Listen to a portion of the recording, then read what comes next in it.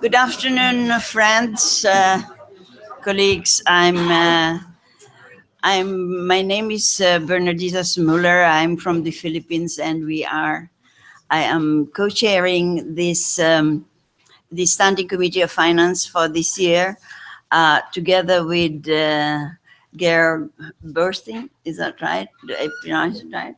Okay. From Norway.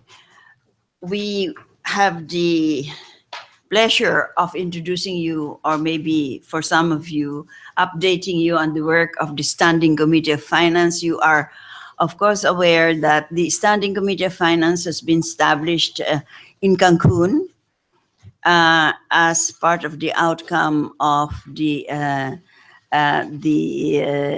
decisions of the Conference of the Parties, and that they were given specific mandates. I would like to update you on the work that we have done so far, on the mandates that we have, and give more time. I know that there are always questions about what the Standing Committee of Finance is doing other than just standing.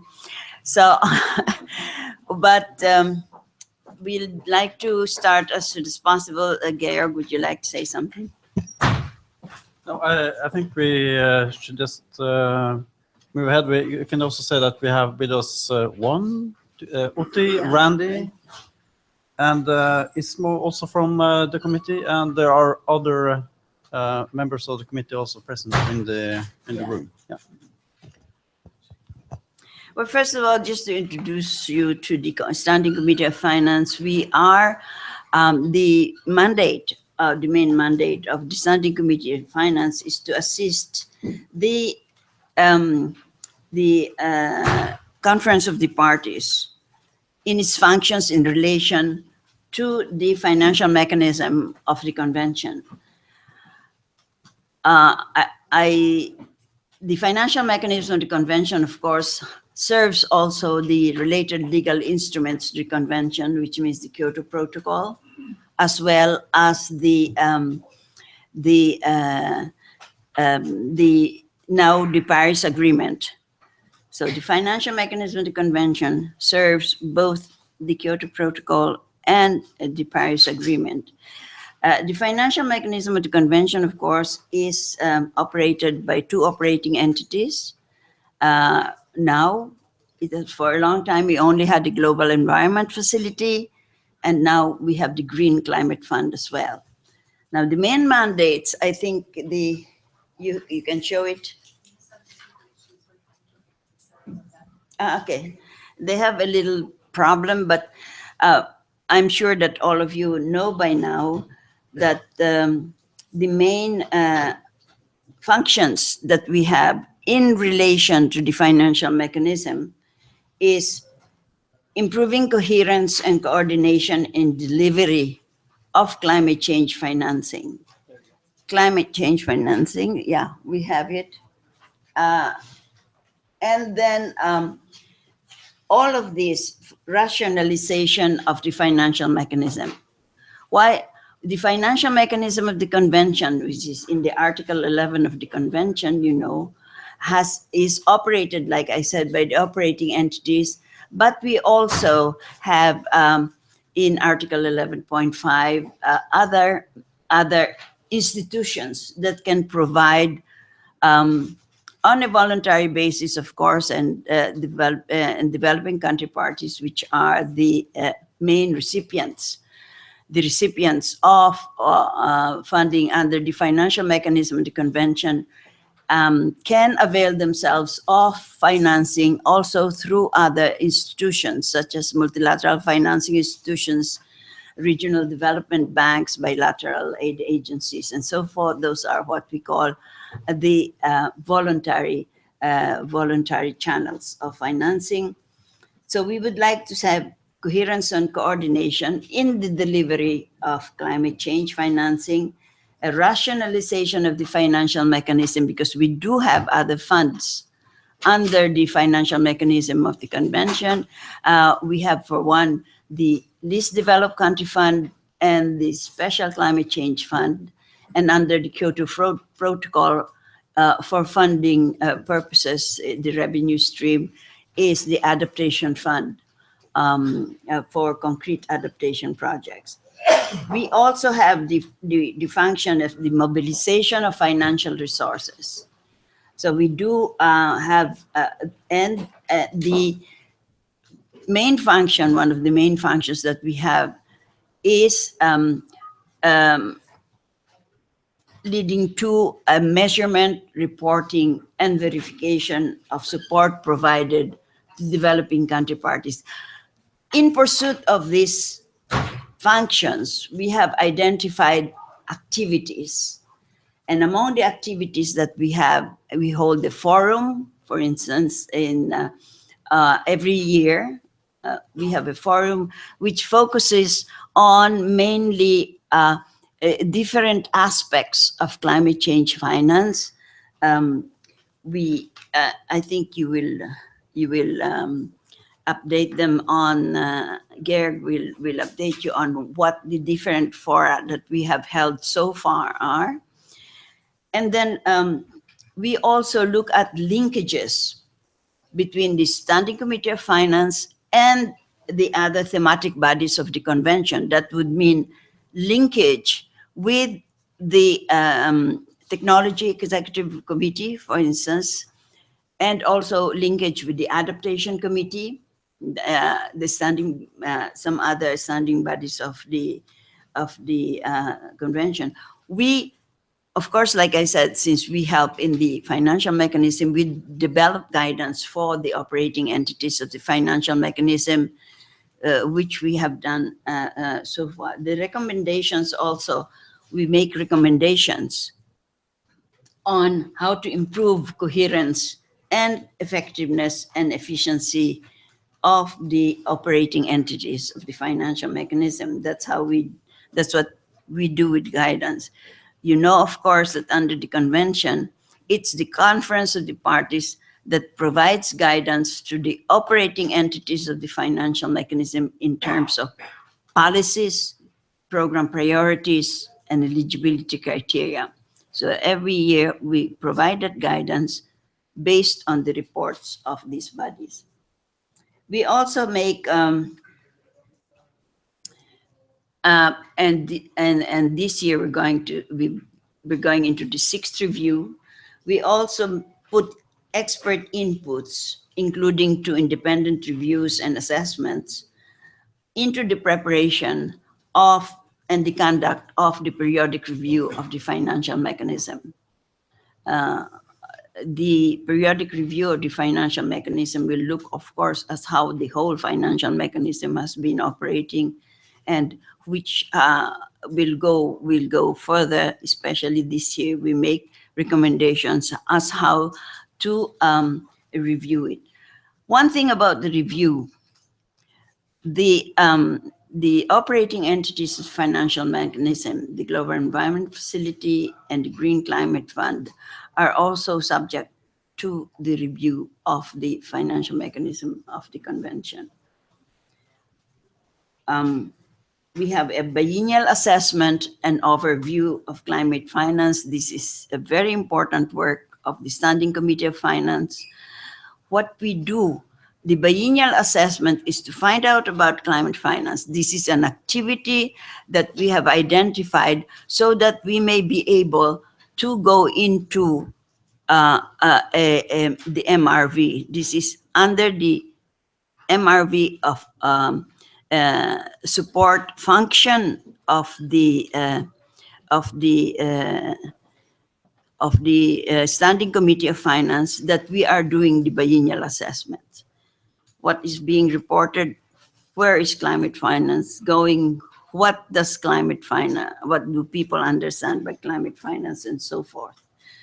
So we are now going into our 3rd biennial assessment. We have made a first biennial assessment in 2016, the second one in 2018, and we're in 2014, 2016, and the third one we are now preparing for 2018. Our members will, of course, also update you on that work. Now, we maintain linkages between the Standing Committee of Finance and the other thematic bodies because they want to find out, for instance, the Adaptation Committee does have recommendations as how to finance adaptation and the work that they are doing, and the Technology Executive Committee as well. As a little bit of background, we have been doing all of this work under the COP previously, prior to Cancun, when we did set up a specific Standing Committee of Finance, knowing that the work has become very extensive and that we will not be able to do it only during the COP, running around just trying to get all the finance issues together. And this has become more, I think, more complex with the entry into force of the Paris Agreement and how we're going to be able to provide effective financing for enhanced implementation of the convention. We are looking therefore at enhanced financing for enhanced action. Now, there are, in the course of the year, of course, the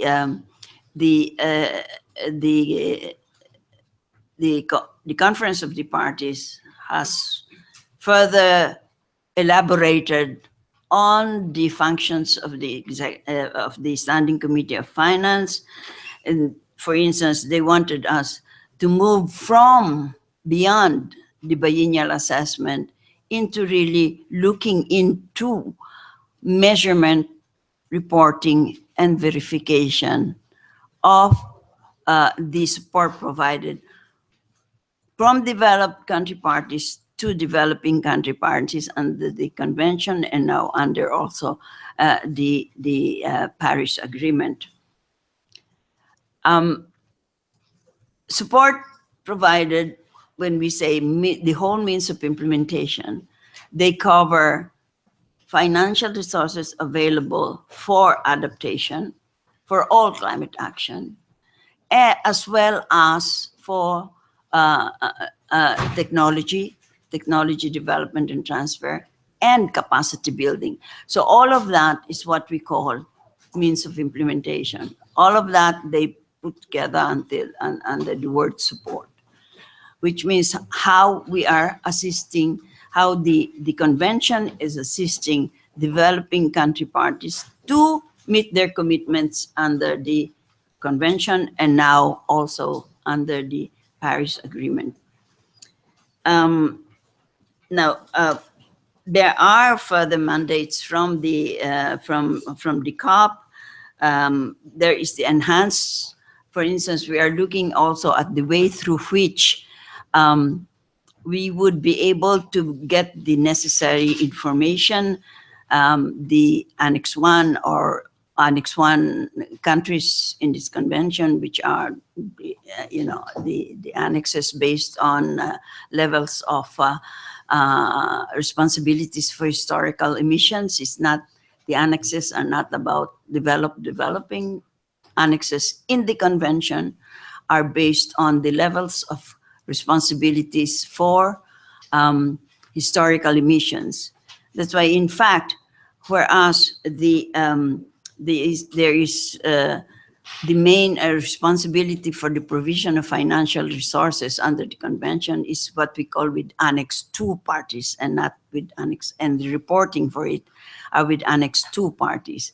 This has been part of the reporting that has been there since the beginning of the convention. They have been reporting, but this reporting, we needed more clarity in the kind of reporting, and therefore we are now undertaking work that would that looked into the methodologies of reporting of financial information in the context of again the function of the Standing Committee of Finance of measurement, reporting, and verification, because these are three in order to be able to measure and verify. For instance, you have to have information that is verifiable, information that is comparable, among parties. Now, we are also working together very closely with the Adaptation Committee and the Least Developed Country Expert Group to develop methodologies and make recommendations to facilitate the mobilization of support for adaptation. As you have seen, mobilization of support is mobilization of financial resources is one of the main functions of the Standing Committee on Finance in relation to its mandate from the Conference of the Parties. Now, then we were given further work in the course of the years, and last year in Marrakesh, we were given further work in terms of delineating, in the context of the work plan, to cooperate with other stakeholders and experts for further action under the Paris Agreement. We will have to look into that as well, and the continued deliberations at the 2017 forum. One of the most, shall we say, interesting work and really important work that we are looking at in the Standing Committee on Finance is forest financing. This was, I remember, in Warsaw at the request of the forest, of those who are dealing with forests. We call them the red people, the red plus people. Plus, of course, refers to something else. Into its 2017 work plan.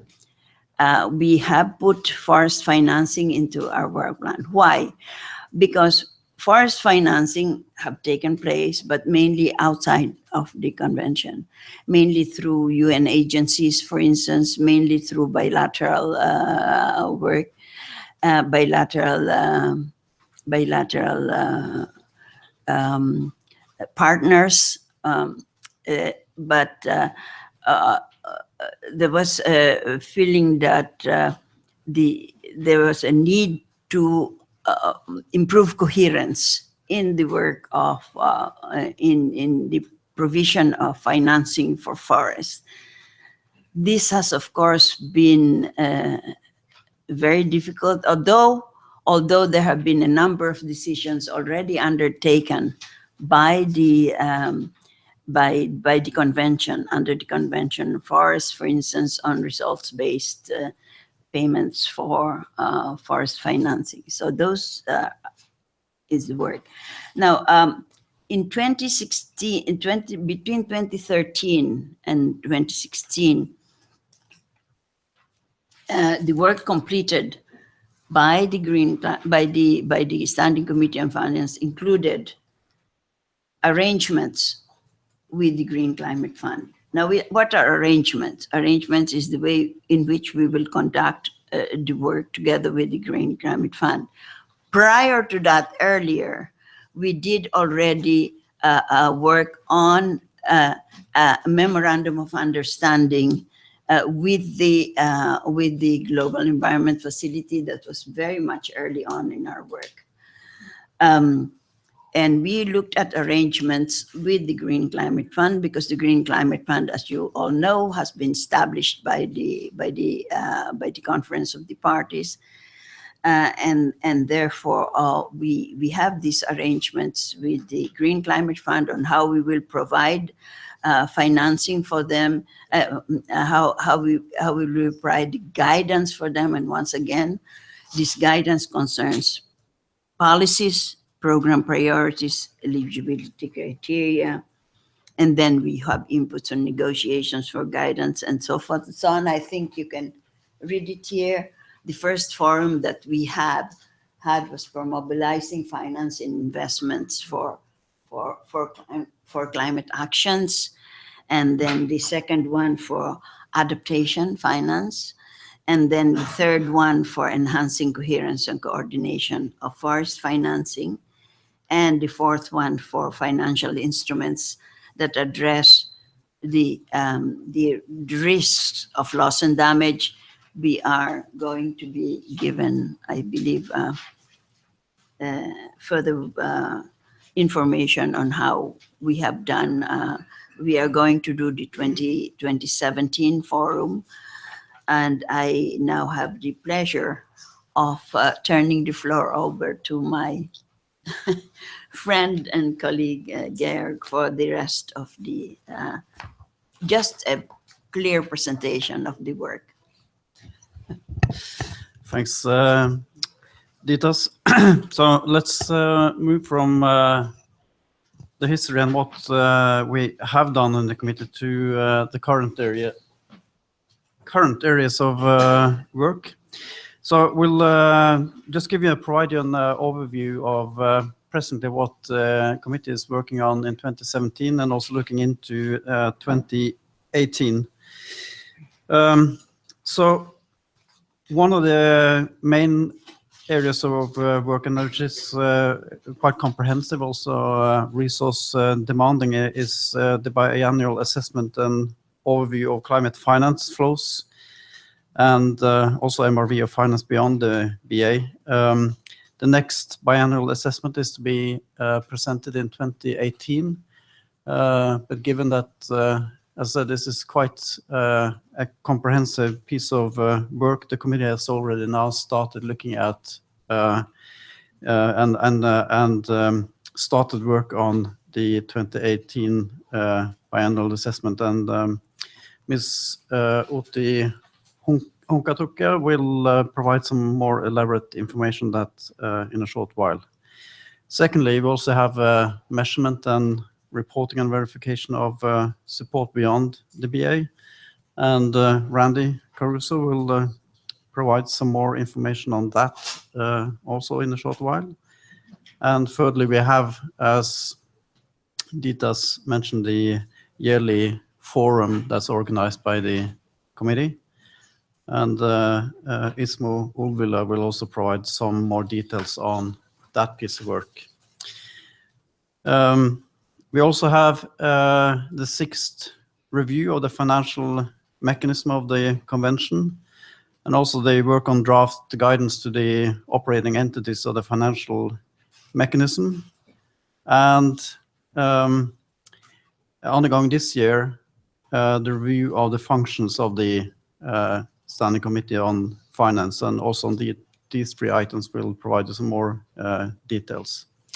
Lastly, with regard to the Standing Committee of Finance linkages with the subsidiary bodies for implementation and also the thematic bodies of the convention, the committee has nominated members to represent the committee in response to specific mandates that the committee has received. For example, with regard to the mandate that was provided by the COP 21 in Paris, in the Paris decision, in what's called the paragraph 45, where the adaptation committee and the least developed countries expert group were requested in collaboration with the Standing Committee on Finance and other relevant institutions to develop methodologies and make recommendations on how to take the necessary steps to facilitate the mobilization of support for adaptation in developing countries in the context of the limit to global average temperature increase that is referred to in Article 2 of the Paris Agreement. And also on reviewing the adequacy and effectiveness of adaptation and support referred to in Article 7, paragraph 14C of the Paris Agreement. This included as well the nomination of one of the committee's members to participate in the first meeting of the Paris Committee on Capacity Building. So that's on linkages. I'll now turn over to Outi to make a further presentation, as I said, on the 2018 biannual assessment. Outi. Okay, thank you, Georg, and good to see you all. First of all, this biannual assessment work is not just me; it's actually being co-facilitated by Ambassador Zaini Nafo and myself, but unfortunately Seini couldn't be here today because he's got other engagement at the moment. So we're currently working towards preparing the 2018 biennial assessment, and we have a COP mandate to carry out this work. The assessment always contains a summary and recommendations, as well as a more sort of elaborate technical report with lots of detail on the data, on the underlying data. This is now the third biennial assessment that we have now initiated, and currently indeed developing a more detailed outline of the report, and that outline will be presented as part of the SCF report to the COP 23, and hopefully then the COP will endorse it, and then we can get to more detailed work on the biennial assessment.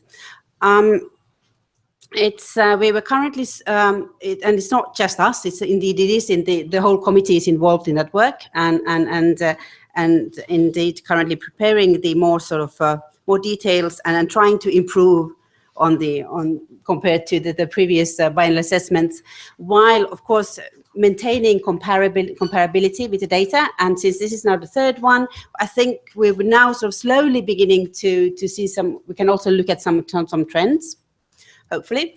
And we have sort of our way of presenting the methodology or the numbers. We call it the onion approach, which basically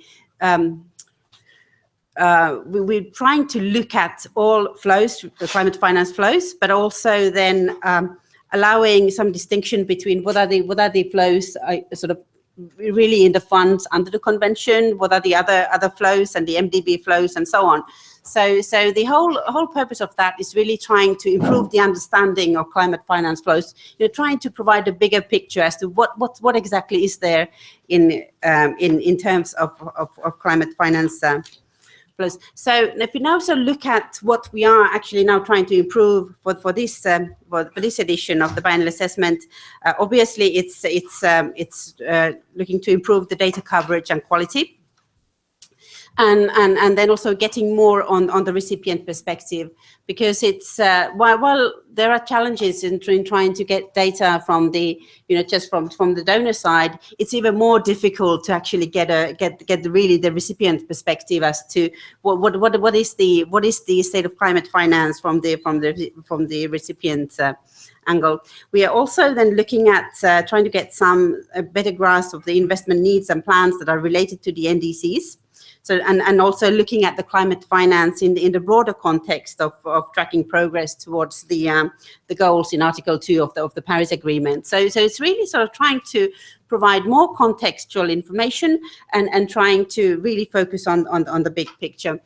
And I can't stress enough as to how much we really rely on the external data producers and providers and aggregators, and truly without them, without the information that we get from the likes of the MDBs and the OECDs and so on, it would not be possible for the Standing Committee on Finance to produce a report like this. So again, we are initiating and also indeed re-establishing our contacts with these external data providers and making sure that we get the latest information available. I think in the longer term, this has also been a useful exercise also for these external providers, because just sort of by convening these technical meetings, it also makes sure that everyone talks to everyone, and indeed it does. And again, sort of personally, I do think it kind of helps to improve the understanding and provide the whole. I can't say a whole, but a fuller picture of climate finance in the world. So thank you. Thank you, Uti. Excellent. Just say we're going to just go through these presentations of the ongoing work of the committee, and if you have any questions, we'll just take note of them, and we'll get back to them after we made these presentations. Now to Randy on the MRV of support beyond the BA. Thank you very much, Georg, and likewise. For all of the major issues that the SCF is working on, there's a co-facilitator there's 2 co-facilitators for each one of these items. So I'm also co-facilitating this with Ambassador Sani Nafo from Mali. As Bernadette just highlighted, MRV of Finance beyond the biennial assessment is a core function of the SCF. So I think it's useful to let you guys know what we've hopefully done for the COP and for parties so far, and that will provide it will hopefully provide an introduction and a basis for what we're actively working on now under this work stream. So this is something that the SCF's been working on this in conjunction with parties and NGOs for many years, since the first meeting was held in Bangkok right after it was established in Cancun. And we're actually at an exciting point in time for SCF work under this agenda item, in that we actually have had some concrete results so far. A lot of the things that we've which just culminated in itself in a decision that was taken by Substa in Paris, under Substa in Paris by parties, on some concrete ways to actually improve some of the systems, the MRV systems that we have in place right now. And those, the first time we'll see results from that will be in the upcoming round of biennial reporting submissions which are due at the beginning of 2018.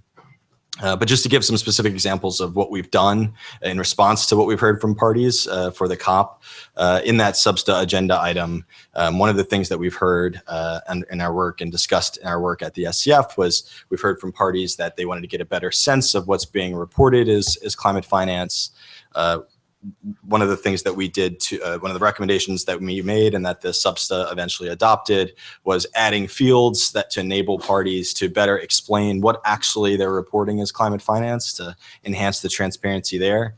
One of the second, I think, concrete examples that we recommendations that we made, and again that was adopted in the Substa decision,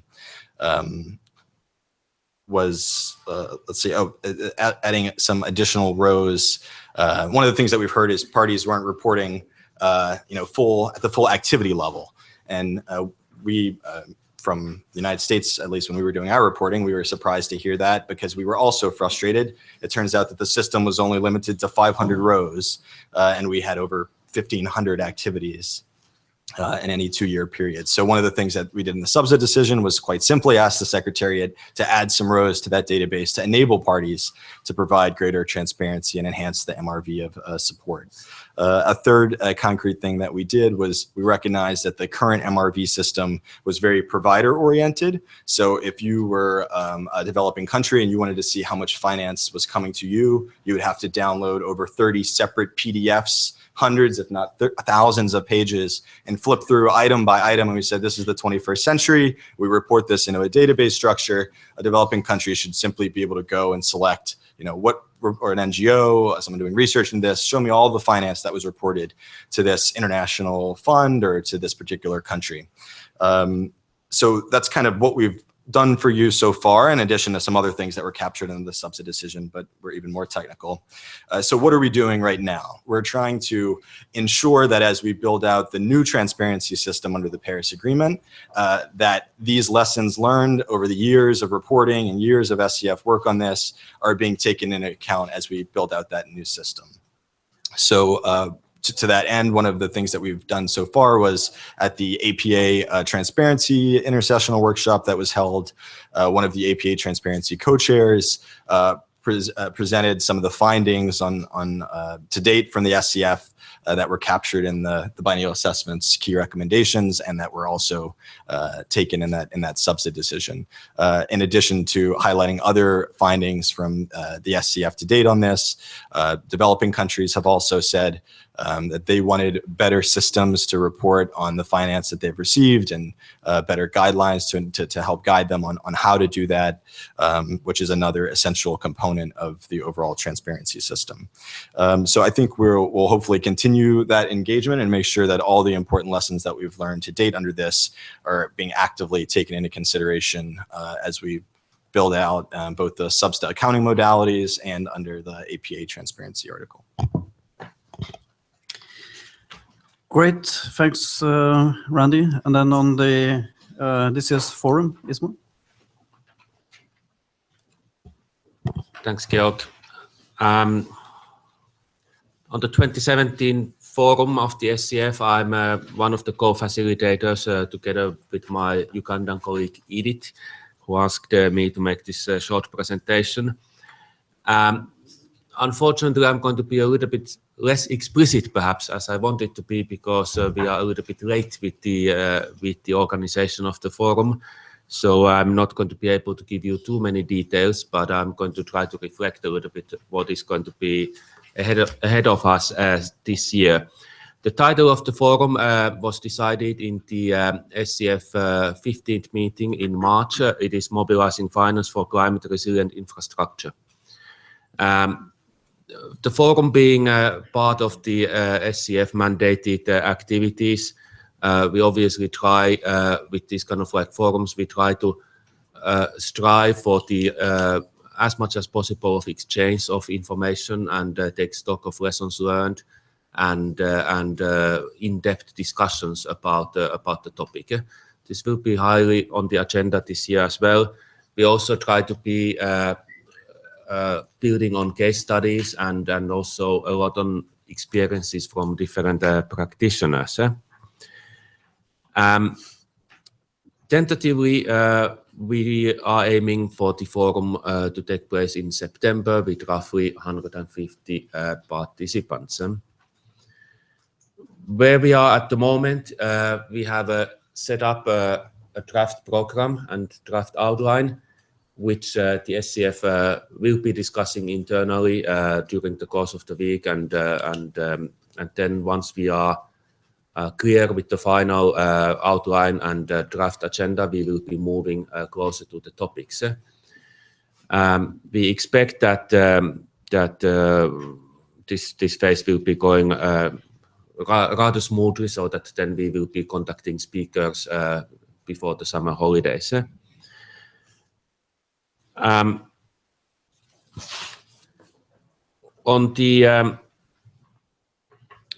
the lessons learned and the next phases after the forum, we will be, of course, contacting as wide range of different institutions and bodies and organizations as possible, including also the NGOs and private sector. We will be reporting back to the COP, as is the standard practice, and we hope that that COP will then be endorsing our report towards the end of the year. But I leave it there.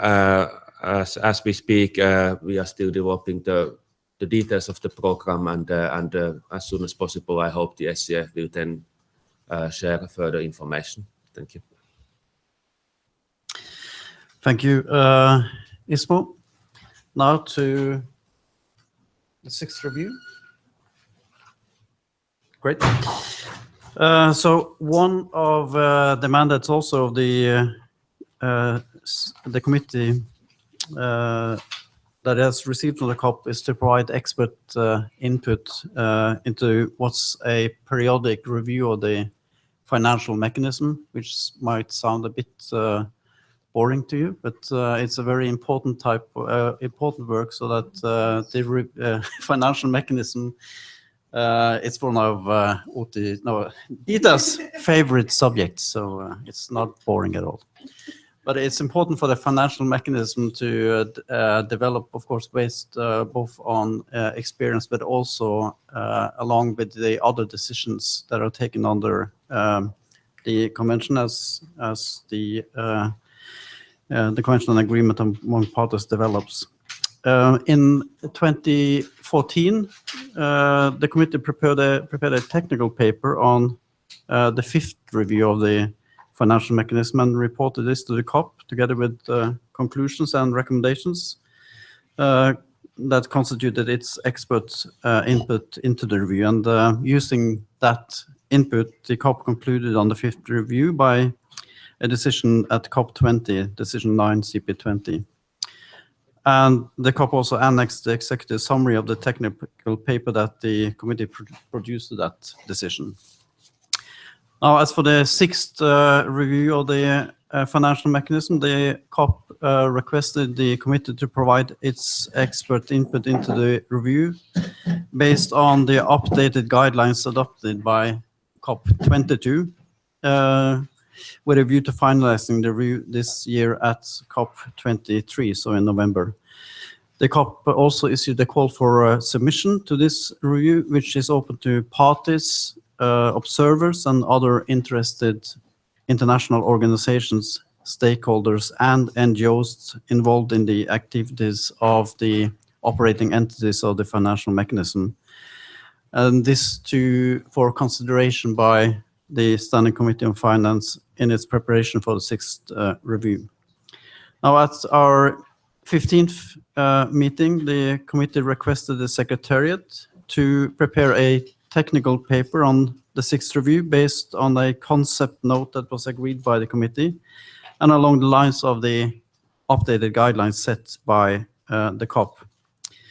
At our 16th meeting that we will hold in September, based on the technical paper and its findings, the committee will prepare conclusions and recommendations that will be submitted to the COP together with the technical paper. And the approach that the committee takes for the 6th review follows the COP decision that encouraged the committee to build on the same methodology and criteria that we used in the 5th review of the mechanism in its future reviews. For those of you who would like to find or are searching for more information about this work, you can also find a dedicated web page of the committee, a dedicated web page for the 6th review. Now, over to you again, Ditas, for draft guidance to operating entities. Yes. Yes, the operating entities, yeah. My favorite subject. Before all that, I think it would be very interesting for everybody to know that we have tried to make the work of the Standing Committee of Finance as transparent as possible, meaning that we have webcasts. We have webcasts of all our meetings, formal meetings. We have breakout groups in which observers, both from the civil society, both from observer parties, are all can share their views and comments, and they are taken on board by the committee when we do the work that we have. And this is the kind of process that we follow, for instance, for developing guidance to the operating entities of the financial mechanism. We do try to get on board for instance, the suggestions made by the Adaptation Committee, by the Technology Executive Committee. We used to just compile them together, but this time we try to make it really relevant to the work of the operating entities of the financial mechanism, so that it is useful to them. We have here in the slide before you of how we do it, how we do this preparation of the draft guidance. We have, therefore, parties can put in inputs. All parties are represented by members of the Standing Committee of Finance, taken from regional groups, for instance, the 3 regional groups of the UN for developing countries, then of all 5 from all parties, and also the European Union as a separate, as a party to the convention. So just to let you know that if there's anything that you would like to have the committee consider, then it will be the working modalities of the Standing Committee of Finance provides this possibility, provide the possibility for you to interact either to your representatives in the Standing Committee of Finance itself, or through interaction during the meetings and through webcast. We've had people coming over to us and giving their views also during the webcast. And this is very important for the work that we are undertaking for guidance to the operating entities of financial mechanism. We of course base it on the reports of the operating entities of financial mechanism. We base it also on other inputs that we take from the parties. What we have tried to do at this point, we're trying to do is to compile past guidance. I'll give you one example of past guidance that has been there almost every year. And that for developing countries, it's a question of access. How do you access resources? A question of the length, for instance, of the project approval process. How long does it take? And I must say that through the years, at least with the experience that we have had so far, because the first one, of course, was the Global Environment Facility, we have been able to address some of these concerns raised through the years, so that we have a constant interaction with the operating entities of the financial mechanism. For instance, right now, the Global Environment Facility is undergoing its sixth replenishment process. Seventh, okay, already. Maybe it will be less than the sixth. Anyway, but anyway, we provide them. We provide them with. It is in fact part of the memorandum of understanding that we have with the Global Environment Facility, that they do take into account the needs of the convention for implementation. And now we have as well the Paris Agreement, and I believe that the GEF has put up capacity building initiative in order to help focus primarily on reporting, because one of the funding provided by the Global Environment Facility is mainly through, for instance, the providing funding for the preparation of national communications of developing country parties. Very important work, including for instance, biennial update reports, because this will have the national inventories, this will have the other activities. And we are also preparing core guidance that will put together the core guidance. The other activity that we will have now is the review of the functions of the SCF. And that again is an area where parties and non-parties can provide their inputs. Are the functions sufficient? Have they been done in the right manner? We have submissions, for instance, to the SBI.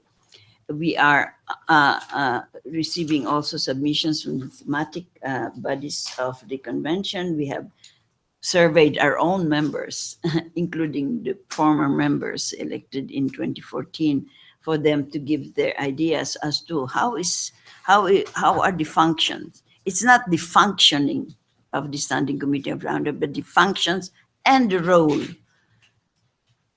Are we, as a committee, performing the role that we were established for?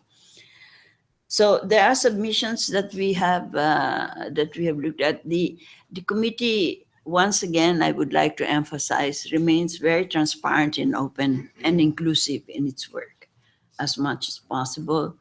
We are all parties are represented by constituencies. For instance, my role is a non-Annex 1 constituency. Therefore, the whole of the non-Annex 1 constituency can, together with an African member of the Standing Committee, we will be able to represent your interest. We have also given as a committee in our last meeting our self-assessment report. It's always very hard to do self-assessment, but we have given also our self-assessment. Are we doing the work that we're supposed to do, and how we're doing to do it, and are the current modalities adding to it? So I suppose that after all that, you are already all very interested in becoming a member of the and having a seat in the standing committee of finance. And we would very much like to have a good interaction. We are all very willing, insofar as possible. We have other members of the committee that are here, former members of the committee that are also among us, those who have who know the work of the Standing Committee of Finance. So we'd like to hear from you also. Do you want to say something also about the review of the functions of the? Yeah, I just did. I thought I did. Well, they're just a bit more on the process itself, I guess. Yeah. Well, we have the self-assessment, as I said, and this report, this self-assessment will form part of the report. By the way, that report, I know that, it's very boring to look at reports of committees, but the last report was quite interesting because it contained also recommendations on the second biennial report, our set of recommendations, and it helps for those who are interested in climate finance to see what work the committee has done in the biennial assessment and what the recommendations are, shortcomings, gaps. Gaps is in particular need to be done. We are, of course, working very closely now as a Standing Committee on Finance on the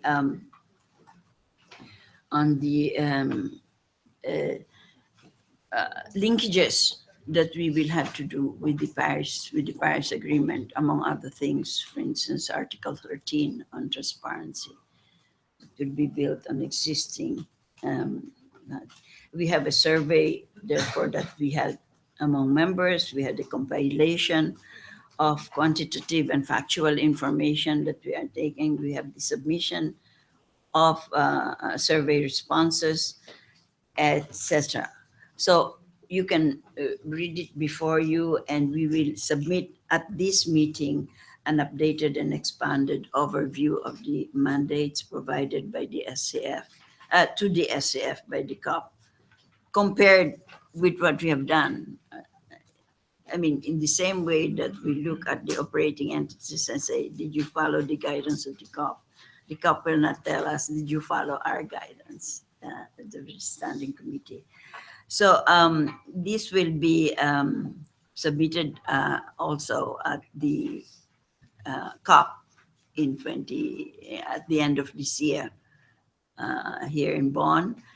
And then we will consider, of course, all of this together, the summary, the compilation of all the survey responses, as well as the quantitative information that we will get at the 16th meeting, so that we can conclude an assessment report. So, it's okay. Thanks. And we therefore welcome any questions from any of you. Okay, I guess before we just go to the questions, we should just recognize also Saini Nafu just joined us while we've been talking. He's also a member of the committee. And who else in the room? Edith? Yes. Yorio. Yorio is here. Is there other? Raphael? Yeah. You can just raise your hand so you can see. Oh, there you are. Trying to hide as good as you can, but you're not escaping us. So with that, we've done our presentation, and we'll just open the floor for any. We have half an hour for any questions, comments, input to the committee, of course, also. And when you do this, do you have a mic and a catch box? This is, I hope you've done the catch box before. It's actually a mic. Oh, You I can thought throw it was around for- in the room. I thought it was for, to give some money to the standing committee. That you can, there might be a small pocket for that also somewhere here. I'm not sure. Yes, Give us Maybe. some money for lunch. we might find it. There might be a pocket here. You can, So if you're okay, interested, so catch. and please also just your name and affiliation would be great. Yeah, it works. I'm from the Republic of Korea, Ministry of Finance, Kwangcheol Ji. Actually, I participated in the 15th SCCF meeting last March, I guess. So I really, this is a good summary of what I saw, and it was very good elaboration what I heard, and so thank you very, very much for that. And actually, GCF is headquartered in Korea, so my ministry and our government is very much concerned about this work. And next year, probably I will also work as a member together with colleagues. And just one question, quick question is about this year's forum, the 2017 forum. As I remember, there was some voluntary suggestion volunteer and about the venue or this forum. I remember, so I wonder how it goes on. And just I hear that it will be held in September this year. Is it correct? Or I remember before this September. So I'd like to listen to it clearly. Thank you. Okay, so don't throw the box back at us yet. Let's take a couple of more questions first, and then we can You catch? respond. Yes, Yeah. please. It was. Thank you very much, the members of the committee. My name is Exley. I work with an intergovernmental organization in the Pacific that serves the 16 country parties from the Pacific. I just have two comments. I don't have any questions. The first is in regards to the committee's guidance to the financial mechanism, the operating entities and of the financial mechanism. Our challenge that a number of our countries in the Pacific are facing at the moment is in regards to the significant delay in the time that their project is approved to the disbursement of the funds.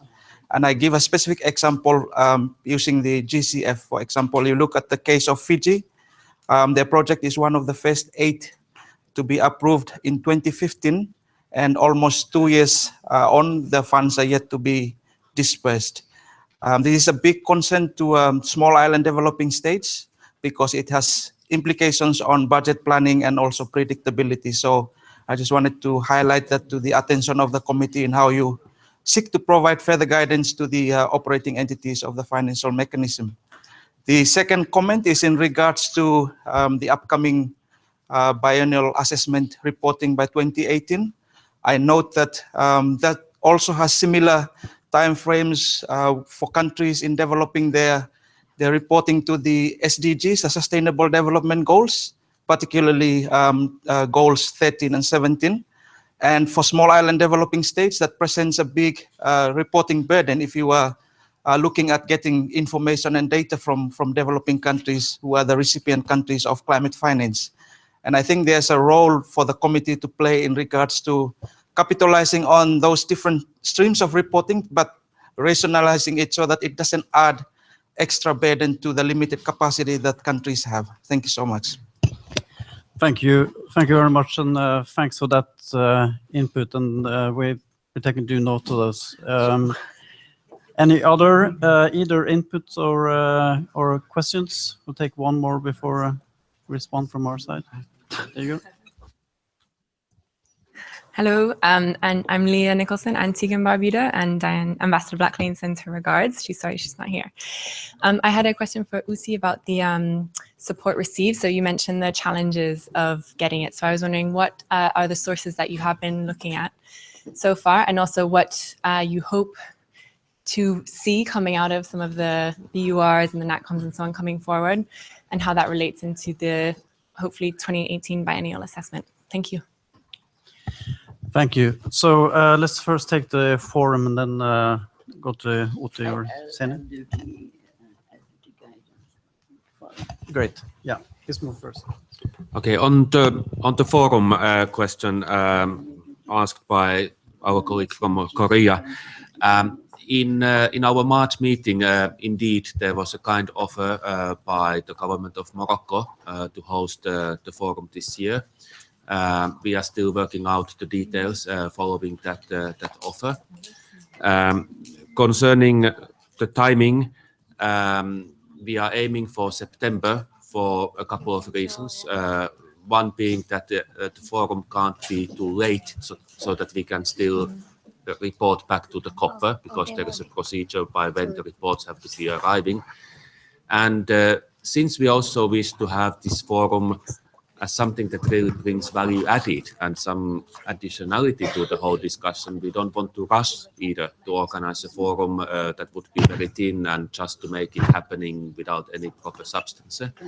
So we are trying to cooperate carefully and have it in September, tentatively in Morocco. Thank you.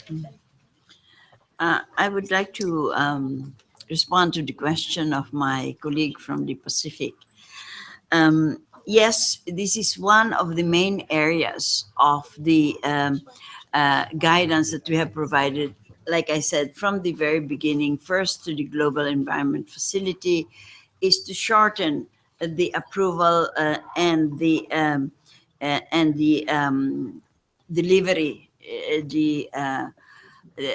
of finance, of the financial resources to developing countries. Like I said, through the years, the Global Environment Facility has indeed made some effort to, and has succeeded in some effort in, shortening the project approval process, so that they would be able to deliver the resources to the countries so that they can start working. We are perfectly aware, and we know that access is one of the most difficult problems faced by small island countries in particular.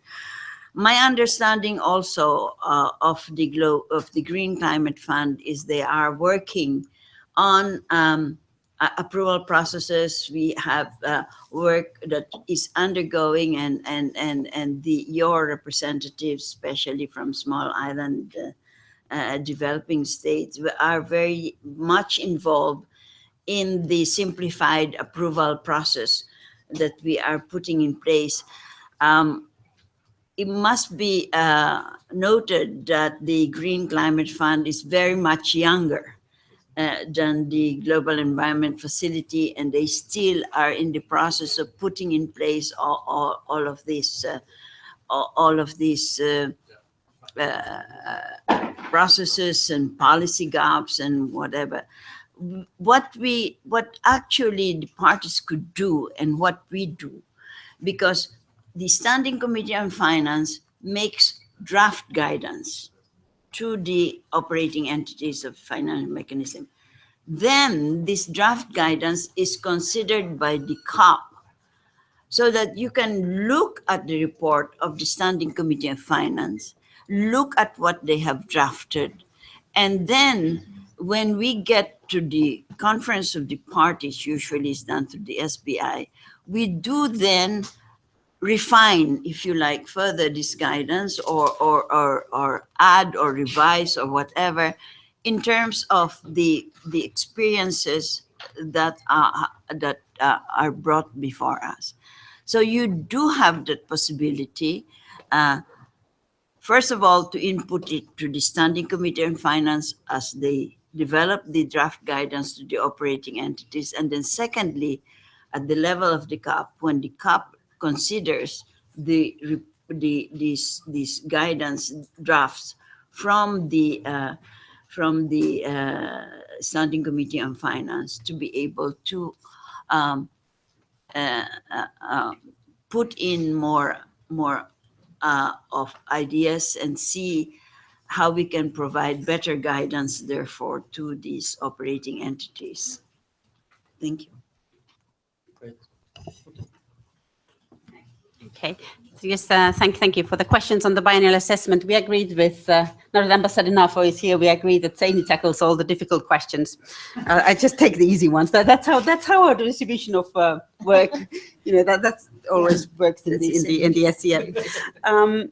I mean, I think the first point is that the Standing Committee we don't do any sort of primary data collection ourselves. We really rely on the efforts of others and also on existing vehicles for data collection, including BURs and so on. So there is no additional reporting burden vis-a-vis the 2018 biennial assessment. But I mean that's what I sort of said in the first intervention, was that the recipient angle is the area that we feel that we tried to improve already for the 2016 biennial assessment on that, and we sort of.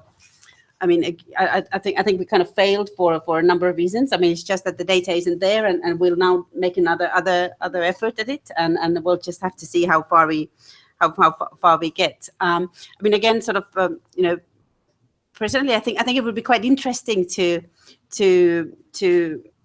elaborate in the next biennial assessment. For example, is that when you have this sort of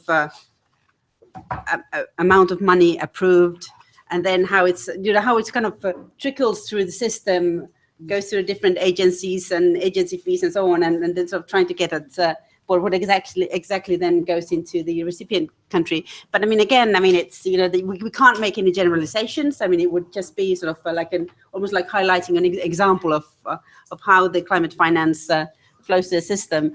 But I mean, these are the ideas that we're discussing at the moment, and indeed we'll see how far we can get and what goes into the actual annotated outline of the biennial assessment. But I'll now sort of let Saini. Thank you, Uti. Doesn't go Okay, doesn't go. That's okay. All right, so I'll maybe want to share 3 more points on.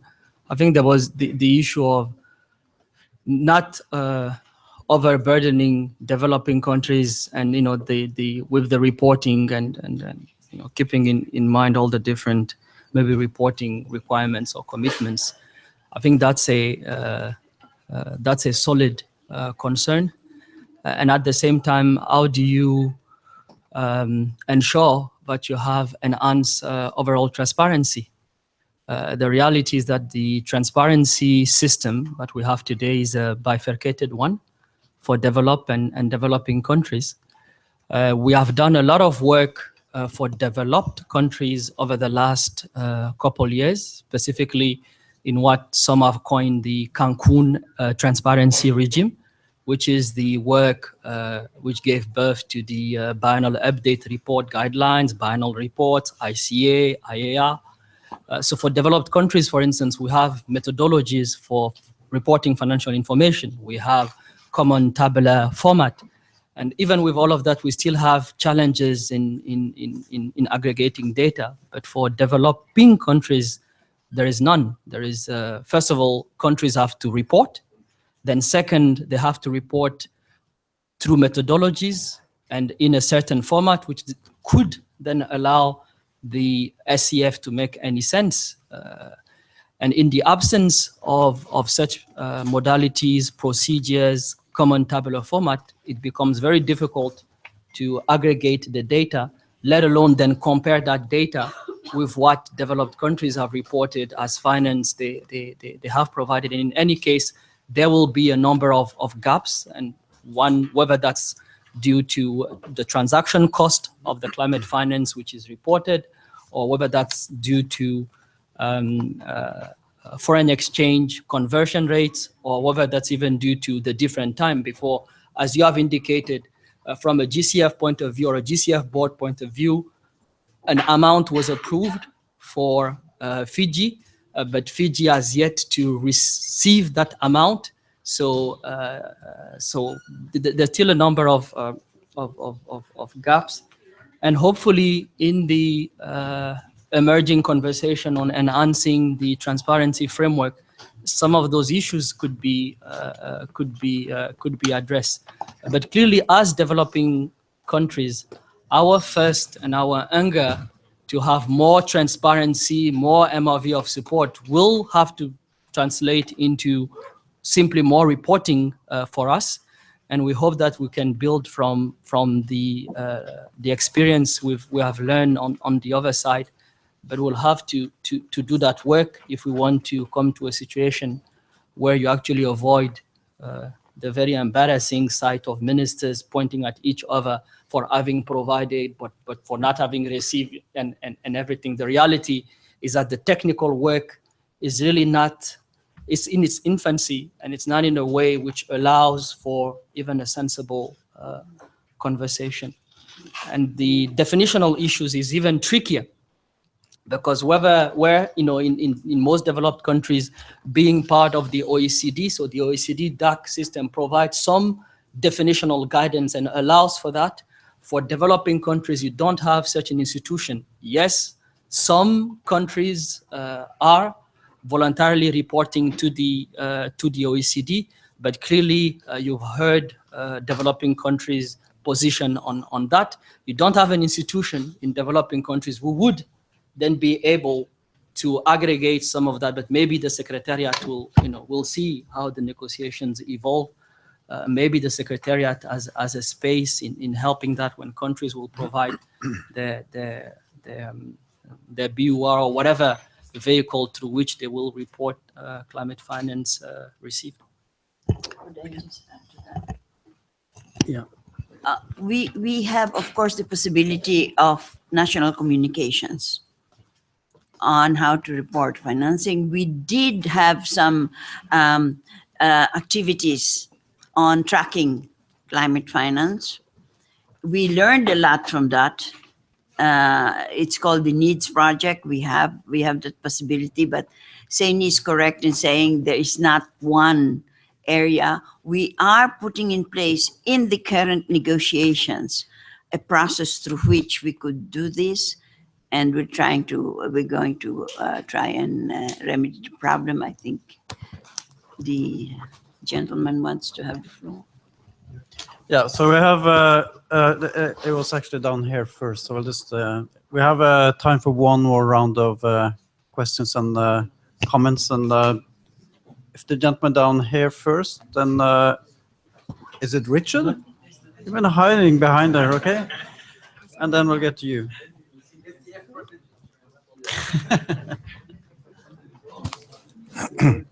Thank you very much. My name is Peter Dijkgaard from Danish 92 Network. You in your good introduction in the beginning, you co-chair, you mentioned the problem making data at a quality level so you can compare reporting from different countries, donor countries. And I agree very much with you, and I have tried to do in practice, trying to look into assessing how projects and programs are marked with the so-called Rio markers for the four Rio markers for the 3 conventions, which is serving for information to the OECD DAC's database, CRS. From trying that, I have seen many gray zones or areas for interpretations. And even using the OECD DAC's guidelines, it's called Annex 18, where you can see scoring. I think it's particularly difficult to score the number 1. You have 0, 1, and 2. It's a bit easier, 0 or 2. But to score the 1, what if a project or program have about 20% on climate and 80% not climate? Are you scoring 1 or not?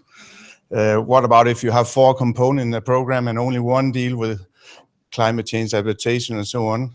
So I think that it would be useful to have, for us doing it practice, to have more detailed guidelines. Great, thank you. And you might have some comments on that. afterwards, but let's first. I'll now challenge you to throw that box all the way down in the corner to Richard. Oh, go ahead, just throw it. It's not dangerous. It's a very soft box. Great, Richard. Cool, thank you. Nice catch. And you knew I had to do this, right? So I also am a standing committee on finance member. I just want to respond to the issue around the GCF and the comment from our colleague from SPREP, because I think we need to separate two issues here. One, we all agree there's a problem with the access process and the cycle and the disbursement, and we've given guidance on that. And there's work in progress. However, I need to respond more fundamentally to the example from Fiji, because it's not a GCF problem. This is a problem with the Asian Development Bank and signing a formal post-approval agreement where the bank itself has ceased negotiations with the GCF. So what we really need to do is, if Fiji wants to have that project operationalized and dispersed, they need to put pressure on the Asian Development Bank. There's very, very little that the GCF can do right now. So I think we need to separate out those problems where we can actually have a role in the operational procedures of the GCF versus ones where the entities that we're accrediting are having fundamental problems with wanting to do work with the GCF under the GCF's rules. And in that case, the only entity that can do anything is the country here, because the country itself is being denied access to the funding, not by GCF, but by the Asian Development Bank. So, sorry. Thanks. Richard Sherman is also a member of the committee. Then down to the gentleman here, please.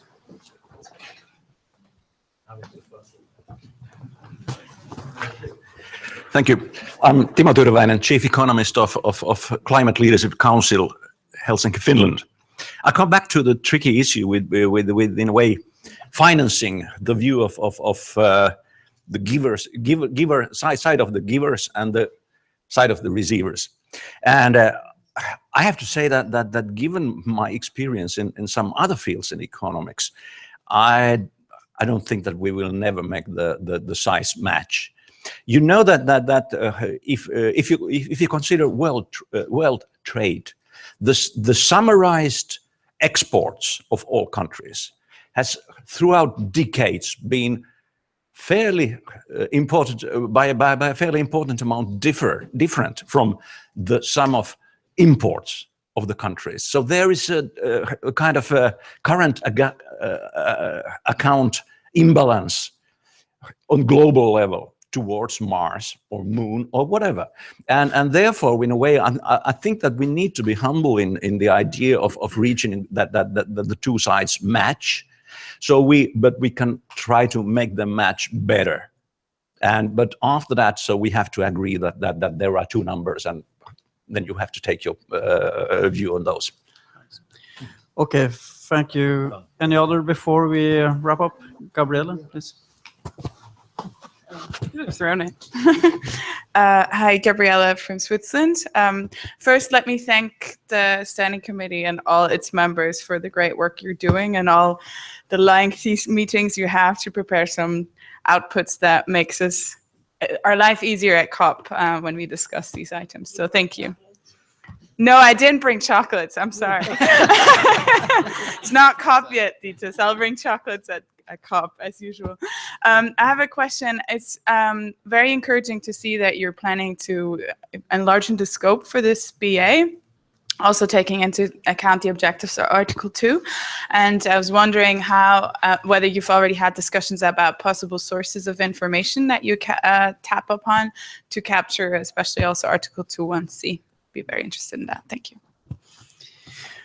Thank you. I guess this was mostly input and comments around the BA, but if anyone else has anything they want to come in with. I'd like to respond to the comment. Yes. Just very briefly. That is one of the reasons actually why we try to push direct access.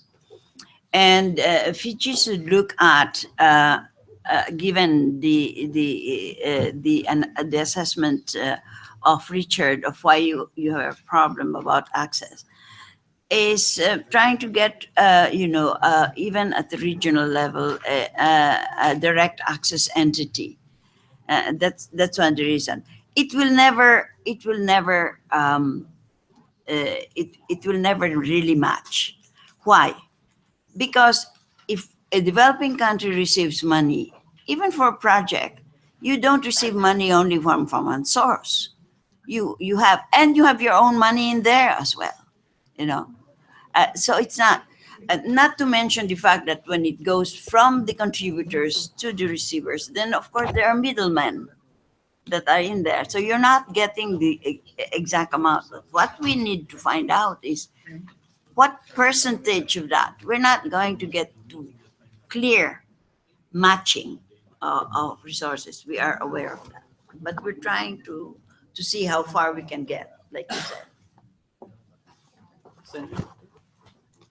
Maybe I'll start with, I'm not going to go to the real market methodology. I mean, countries do it differently. I can say that Finland, for example, we go through it project by project and assess what is the mitigation component, and same thing for adaptation. So it's not sort of a 0-1, but I mean that's kind of another debate in another forum.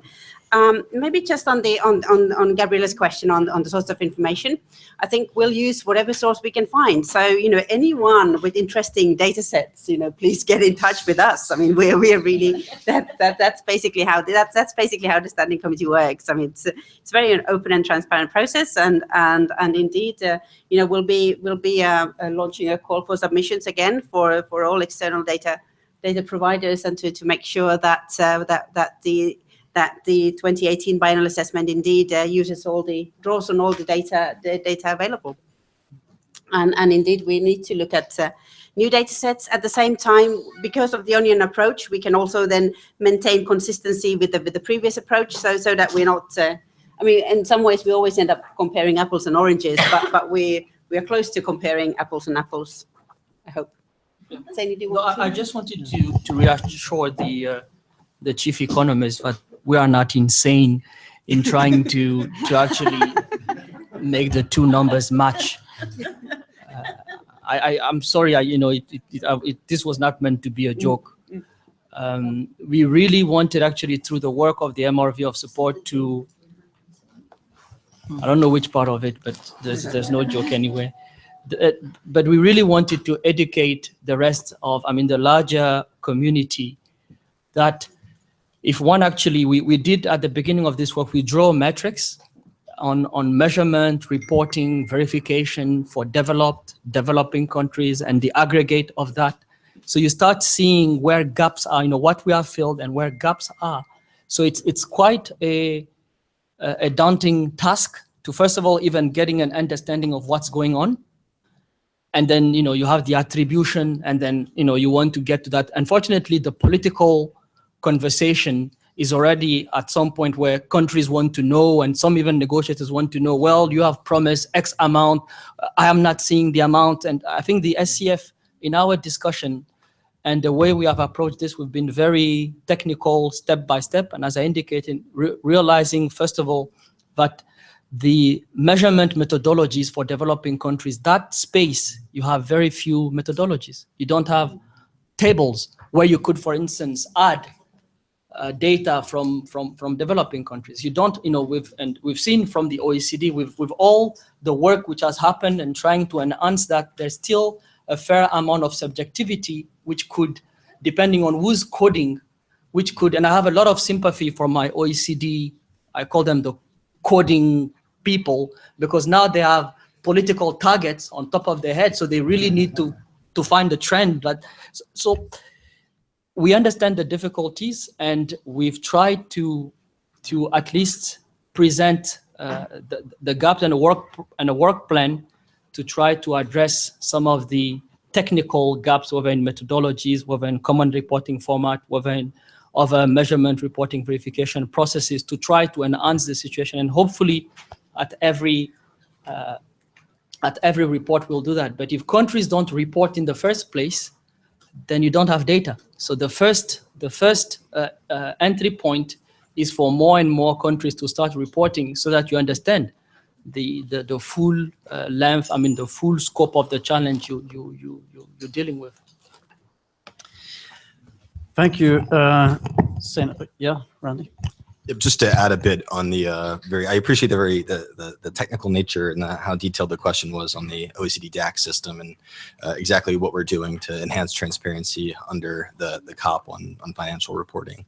But on the DAC, I think there are two things that are often fundamentally misunderstood. The first is that the DAC is simply a policy marker. All it is a flag of, did this development project contribute to one of the broader goals of the Rio Convention? So it's check, that's all it is. And in every OECD report where they say how much of those development projects, where climate was one of the objectives, what amount of, what did those development projects add up to? But in every report, there's always a disclaimer that we insist on precisely for this reason, that that system is not intended for quantification to be used under the UNFCCC. And in fact, most countries do, where a project didn't get a 2, if 2 is principal, I forget exactly what the coding is myself. If it wasn't principal, a lot of countries don't count 100%. And where they do, it's often because they have honed in on a subcomponent and have reported that separately. So they've already hived off the climate relevant portion and therefore say it's 100%. The reason why this is misunderstood, and it's something what we've tried to fix in that subset decision as well, is that we don't have developed countries or reporting countries often don't have the kind of ability to highlight and show our work there and explain these adjustments that we make. So that's one of the things that we did, and hopefully you'll be seeing that in the next round of reporting, that now we have a standardized field to explain exactly what we did to arrive at this data. Did countries count 100% and just copy and paste their OECD DAC numbers? Did they only count 40%, or did they go through project by project? So hopefully some of those improvements you'll see. But we've heard this, we've discussed it, we're trying to improve in that regard, and hopefully we'll see some concrete results. Thanks, Randy. And I hope with this that we have been able to provide you with a good overview of the breadth of the work that's done by the committee. And also, I would say I think through this has also understood that the committee is not only meeting and having during the coffee. No, it's not only the amount of work that is put down at the meetings themselves, but each individual committee members, those that are here and those that have not been able to participate at this side event, are putting down a lot of work also in between meetings, and it's really appreciated to all of them for the dedication. I also want to thank all of you for showing up during lunchtime and sharing time with us, not only for questions to us, but also the input that you're providing to us, which is really important to the committee. And as you have understood, we're dedicated not only to having transparency in our work, but also being open for all type of input to the committee at any point in time. So we welcome input also at any point in time to the committee in our work. Anything you want to say at the end? Thank you very much. Thank you.